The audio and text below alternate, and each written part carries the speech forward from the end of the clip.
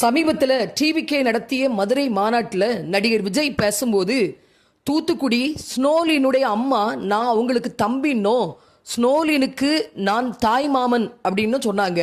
ஸ்னோலினுக்கு மட்டும் நான் தாய்மாமன் கிடையாது, தமிழ்நாட்டில் இருக்கிற எல்லா தாய்மார்களின் உடன் பிறந்தவன் நான் என்கிற காரணத்தினால இங்கே இருக்கிற எல்லா இளைஞர்களுக்கும் நான் தாய்மாமன் அப்படின்னு சொன்னார்.